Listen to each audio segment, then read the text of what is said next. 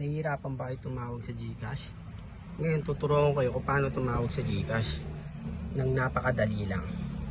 Sundan nyo lang at tapusin ang sasabihin ni GCash yung nagsasalita.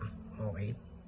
O, dial lang natin 2882 then call. Sundan nyo lang yung gagawin ko para madali kayo makatawag. Hi, thank you for calling GCash. In order to help with your concern, we'll be asking for your personal information. If you agree, press 1. If you don't agree, press 2. Okay, press 1 daw. Sundan nyo lang. Antayin nyo matapos ang sasabihin ni GCash. If you need to follow up on an existing ticket, chat with Gigi in the GCash app. Visit help.gcash.com for quick answers to your questions.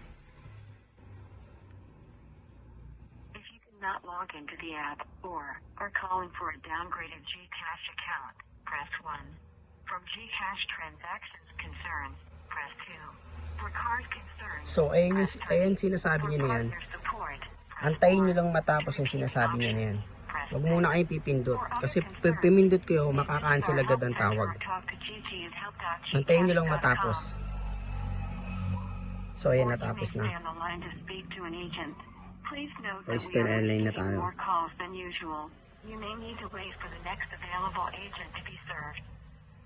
Ngayon, saka tayo pipindot pa nagsalita ulit siya. Dalawang option lang yan, 1 and 2. Sa 1 tayo. Thank you for deciding to wait. If you are to report a fraud-related concern, press 1. For other concerns, press 2. So, press 1 tayo. If you wish to report a scam, press 1.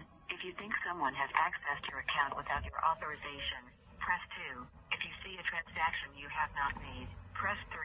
If you wish to follow up on an existing ticket, press 4.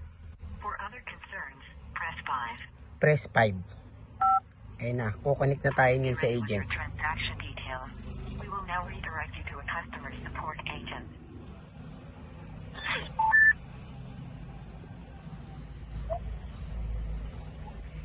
Hello?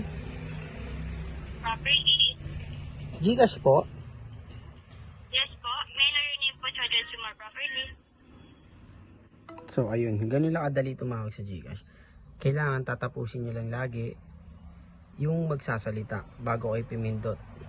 Sundan nyo lang, madali lang yan.